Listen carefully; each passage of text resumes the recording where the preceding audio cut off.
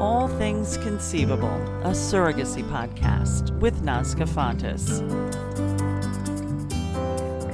Listeners, welcome, and thank you for joining me on this latest episode of All Things Conceivable, a surrogacy podcast. Since I started ConceiveAbilities 25 years ago, there have been an awful lot of advances made in third-party reproduction and surrogacy in particular. More and more people are turning to surrogacy to build their families. And today on the show, we have a very important guest to join us to talk about the high success rate associated with surrogacy. Atlanta reproductive endocrinology and infertility specialist, Dr. Ashley Tiegs with the Atlanta Center for Reproductive Medicine is here with us today. Dr. Tiegs, thank you so much for joining us today. Thank you so much for having me. I'm very excited to be here. Dr. Tiegs, what's remarkable about you is that you have been very open about your infertility. And if being so open, I hope you would share with our audience a little bit about your story and your own fertility journey. Sure. My husband and I met when we were in medical school. So I just started medical school. He was 2 years ahead of me. He was very open with me pretty immediately that he had Hodgkin's lymphoma as a teenager, and he had alkylating chemotherapy. So this is a pretty severe type of chemotherapy, which is what's called gonatotoxic, which basically kills sperm and eggs if you're a female. So at the time, freezing sperm was offered to him. He was 16, but unfortunately his family declined. It was pretty costly, or they imagined it was pretty costly. So he basically didn't think that he could have kids, or he was pretty unsure about his ability to have kids. And since I was just starting medical school, obviously I didn't care about that aspect of the relationship yet. But I started my OBGYN rotation, and I learned about the subspecialty of reproductive endocrinology and infertility, and I found it so fascinating. I mean, I thought, this is really the coolest part of medicine.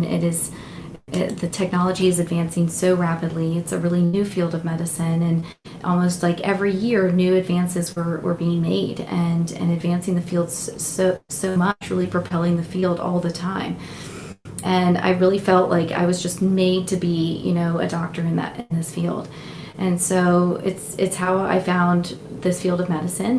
From then on, I knew that this is the only thing I wanted to do. We knew that we waited to attempt to start a family until my last year of residency. So at that point, we'd been together for a long time and had been married for 4 years. His first semen analysis, we decided to wait till then to get a semen analysis. We didn't really want to know.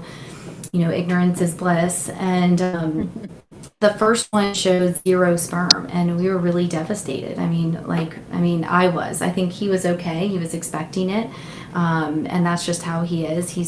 He has a really level head about everything. And of course I need someone like that. But he and I was really devastated. And so we repeated the semen analysis. I knew what to do. The first thing to do is repeat one, and it showed 2 sperm in the whole semen analysis. And keep in mind, my infertility patients listening to this know that normal semen analysis will show tens of millions of sperm. Mm-hmm. So it had 2. Right. And so I knew there was hope, and I knew that we could do ART and use UC, which is intracytoplasmic sperm injection. So I knew there was some hope for us to have our own biologic child, which we had thought about using donor sperm, which is always an option for couples when there's no sperm. But he had what's called a microtesty, where they basically do a procedure and open the testes and find sperm. And we had our first child that way with IVF. And, with that cycle, the fertilization was really poor. The embryo development rate was really poor.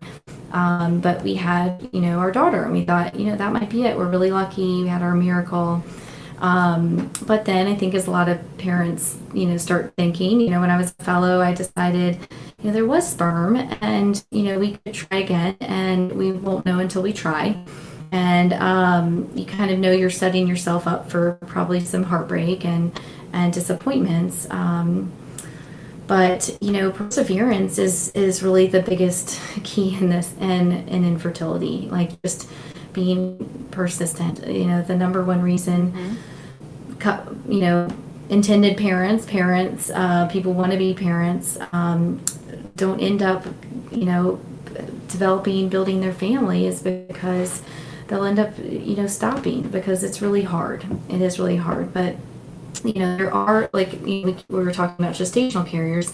That's something that often people will find at the end, once they've done lots of other things and they've been persistent. And so you have to find the treatment that's essentially right for you. So our persistent story is that, I then did 3 more IVF cycles, really to bank embryos because the fertilization was always poor, the embryo development rate was always poor, and the embryos were kind of borderline to poor quality. So we have 2 kids. I think they're perfect. I'm biased, but we have our own story. You kind of, obviously, once it's in the rear view window, it wasn't a big deal anymore. But I certainly remember how tough it was, and it's really the hard thing when you're going through it.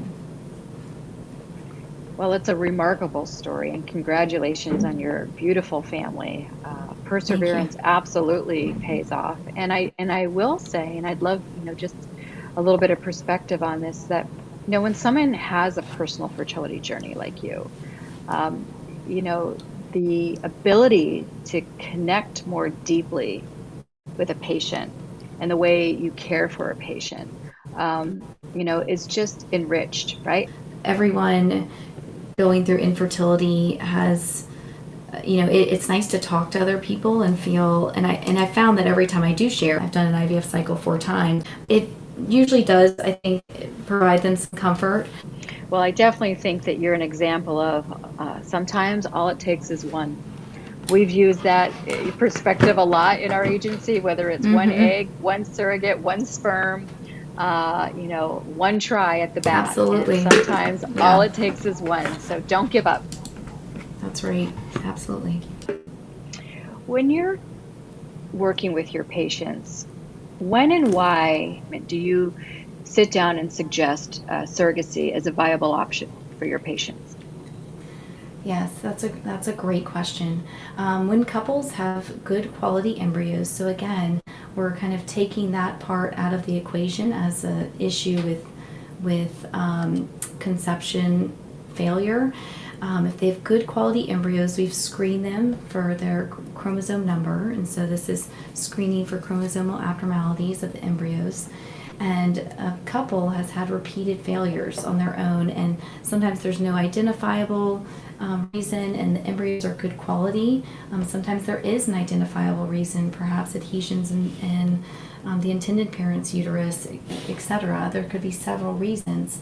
And so this would be when we would recommend a gestational carrier for a couple's repeated history of embryo transfer failures in the setting of good quality embryos, because we feel that the embryo factor there is controlled for. Alternatively, other reasons why we may recommend a gestational carrier would be women where pregnancy is contraindicated. So they have a medical history where pregnancy would be too dangerous to them or to the potential baby. Women who have had a really poor obstetric history, so really unfortunate things that happen repeatedly, sometimes very traumatic, and we agree that it would not be prudent to put them through another pregnancy. So these are times when gestational carriers are used for what we would call infertility or medical indications. And then, of course, we'll use gestational carriers for unpartnered individuals and same-sex couples that do not have any fertility factors. So you have the conversation with them about surrogacy. What's the initial perception or reaction that you get about surrogacy? It's not always greeted with, open arms. No one thinks about their pregnancy journey and their journey to build a family as including perhaps a third person outside of the immediate couple. It takes a little bit of time for couples to wrap their head around it, and that's okay, and we understand that. The good news is that it can be highly successful, and it typically is extremely successful. So for those struggling with infertility, certainly when we correct for some of the variables and we look at the trajectory of their treatment, and after a lot of setbacks, disappointments, and transfer failures, once a couple, in concert with their physician, pivots and considers surrogacy, the partnership with a surrogate, a uniquely good answer for couples who have been down a road of previous failures.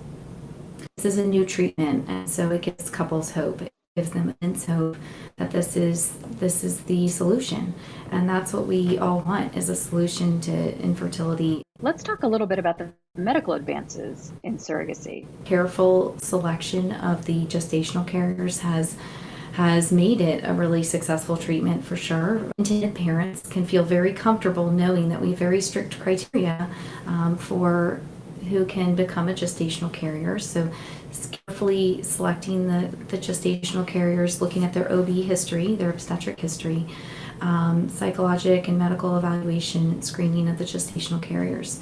Additionally, we really recommend single embryo transfer to gestational carriers. I say that the medical advances or the technological advances would really be pre-implantation genetics testing for aneuploidy, allowing for that single embryo transfer, and that helps the surrogate or the gestational carrier have a safe pregnancy.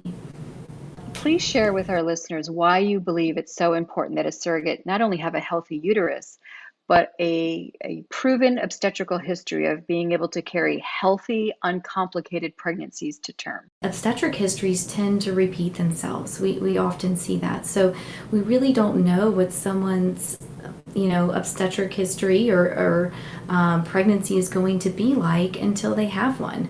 So at least one pregnancy that is healthy is a really good indication that another one will be healthy as well. I think it's kind of that double, that's a two-pronged approach to what makes a good gestational carrier, both the health, the psychological health, and the physical health.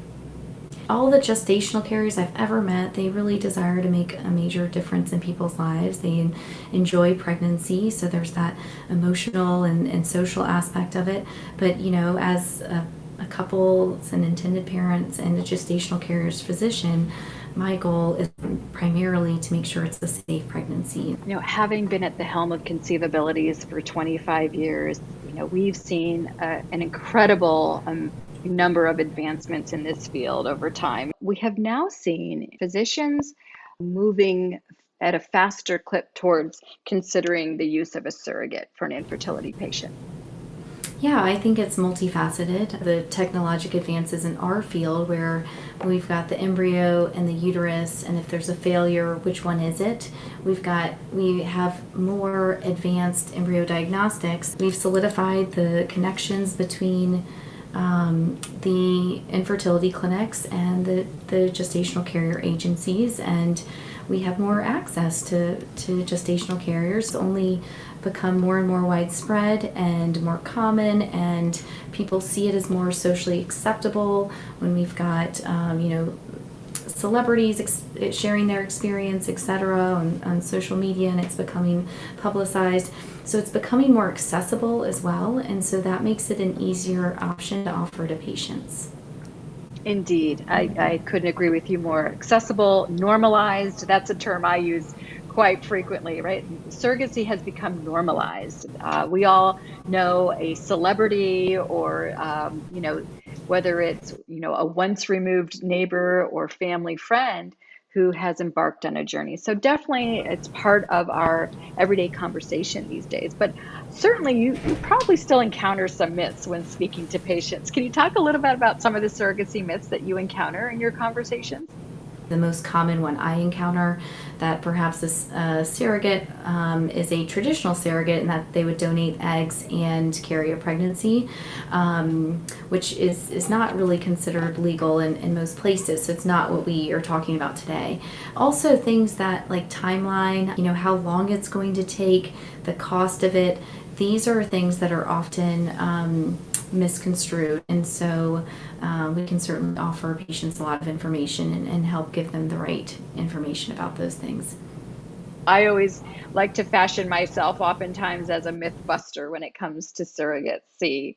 Let's pivot a little bit and talk about the advancements in care of the surrogate. In particular, I'm talking about the fourth trimester support for the healing and rebounding after a woman who is a gestational carrier gives birth. It's really a concrete way that we can care for the surrogate and her family and reciprocate her generosity. So from your perspective as having been trained in OBGYN, what's your perspective on that fourth trimester care? Absolutely, extremely important, is probably the most important trimester. We often say your body is healing, and it really is a full 12 weeks of healing, and it's very important for the body to regain its nutrients and emotionally. I mean, not just the physical aspect of it.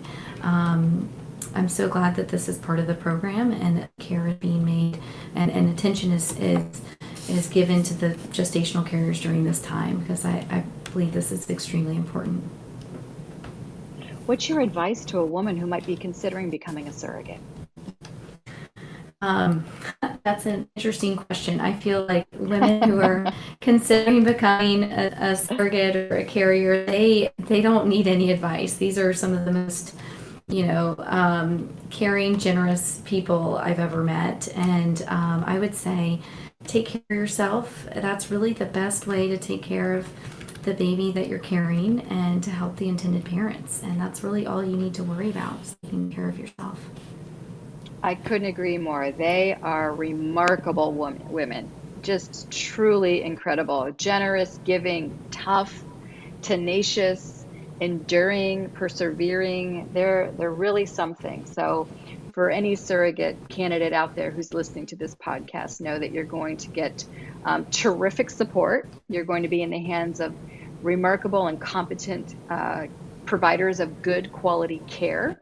And you're really about to embark on something that's extraordinarily successful and really has the potential to provide, the dream for somebody else.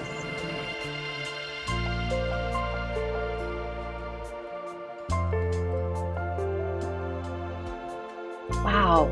I always like to wrap with a little moment of, yes, aha, I get it. It all falls into place. And for today's episode, as I was listening to Dr. Tiegs and, reflecting on her personal story, it really is one of overcoming obstacles and persevering through challenges.